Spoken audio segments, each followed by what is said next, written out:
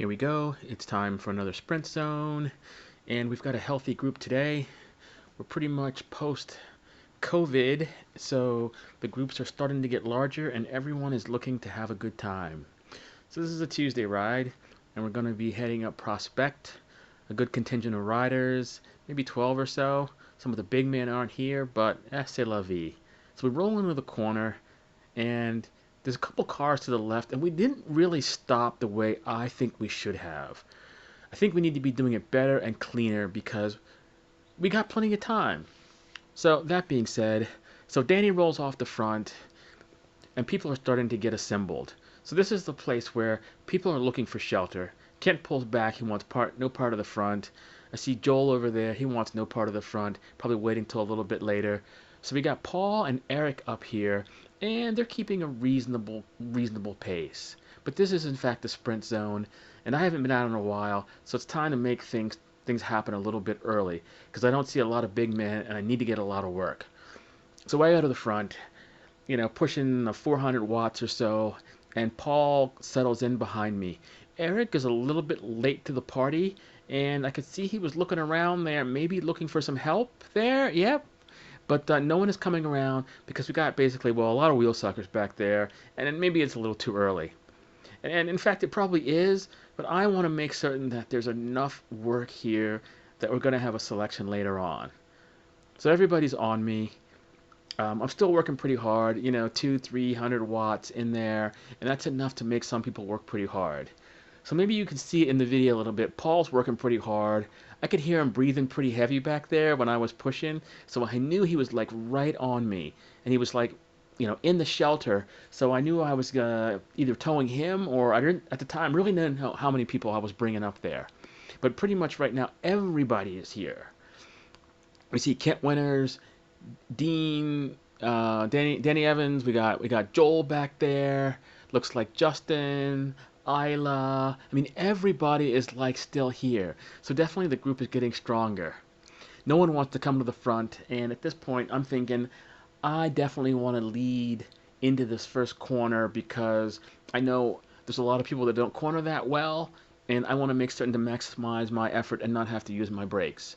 So you can see that people are starting to soft pedal in here. I'm not working all that hard, but the mid 200s, still pretty good. So everyone's still in tow. The speed is high. People looking around. They're pretty comfortable. The selection has not been made yet. So getting ready to come into this corner. And I'm hoping to get a little bit of a gap here. Here we go. So I bring it up, and look at, there's a breach of etiquette there. I'm going to call Eric out on that one. Dude, no need to apex that one, right? You've broken the rules of engagement, so you should probably be disqualified, but hey, there's love here. So I'm loving the picture here, right? Everybody is like still together, some decent cornering. I'm still working out front, 200 watts or so, and yet nobody has come around yet, and I'm like okay with that.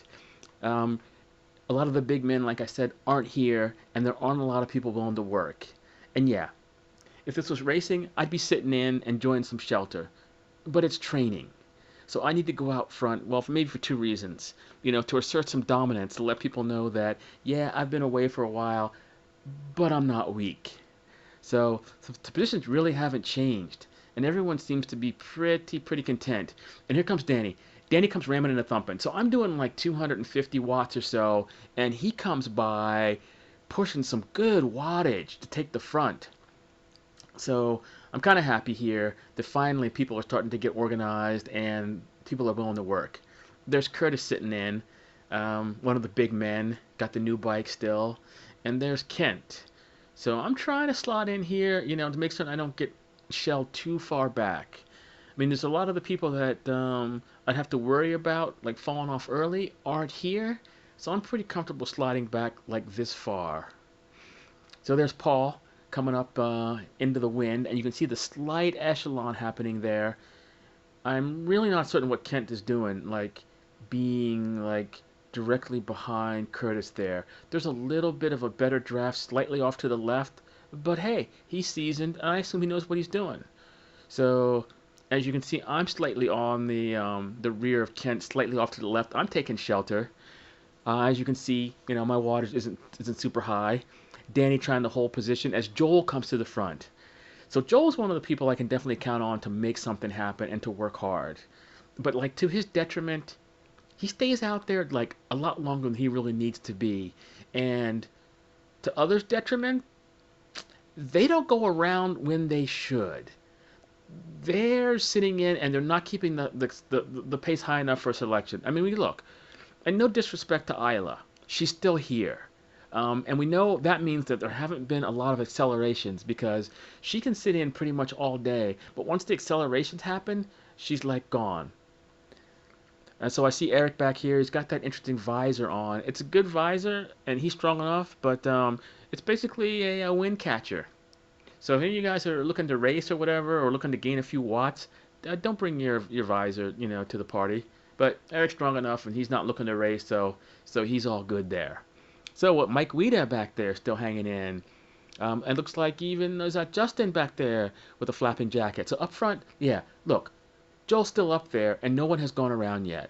And this is pitiful.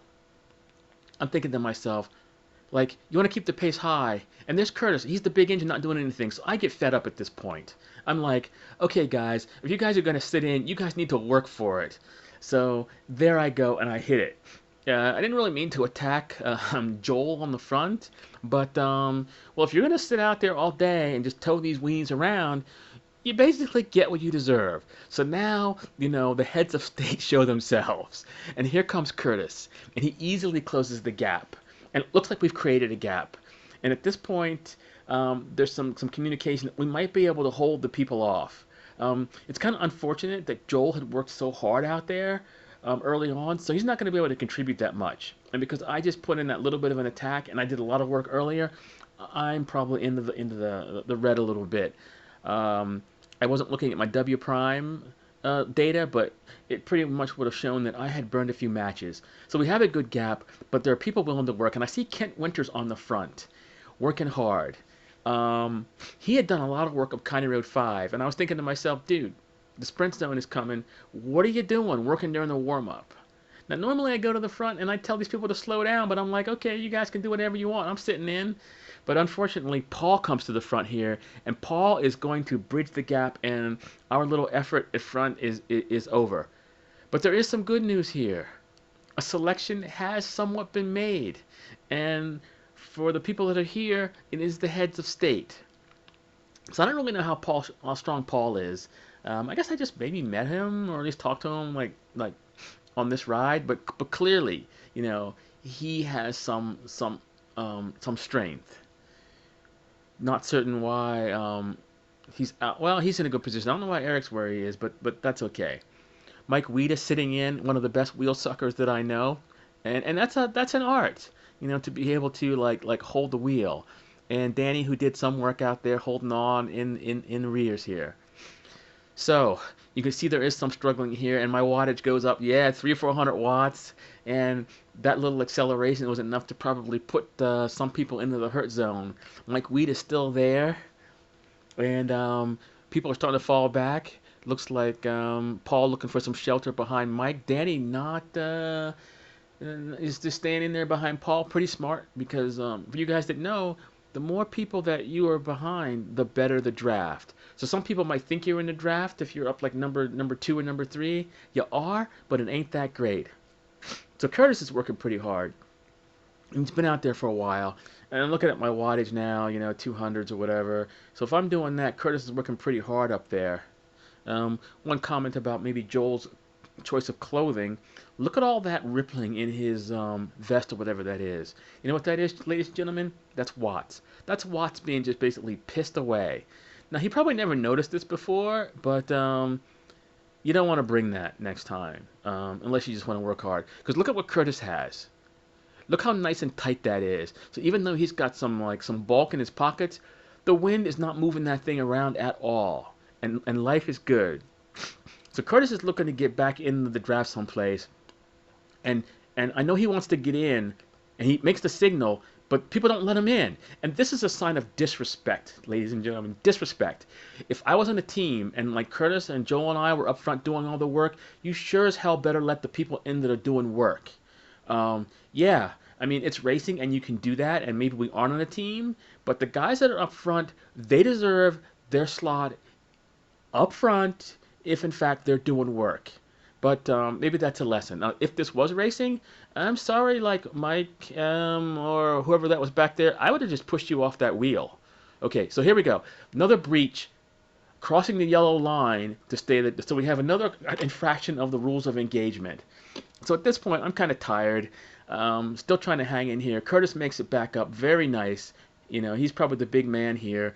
Danny pushing hard. What do I got? Like 300 watts.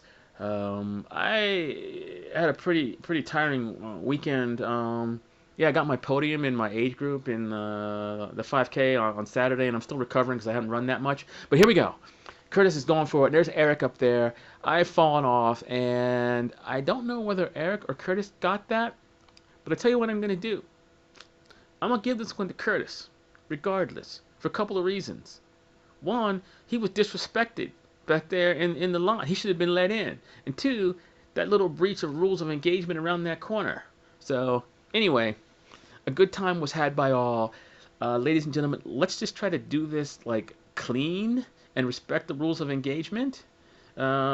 I mean, it's good. I mean, I don't mind the wheel suckers back there because it's good practice for us to try to get rid of them. It gives us a chance to go to the front, not be purely tactical, but we get a good workout, and at least we have something to sprint against when we get to the end.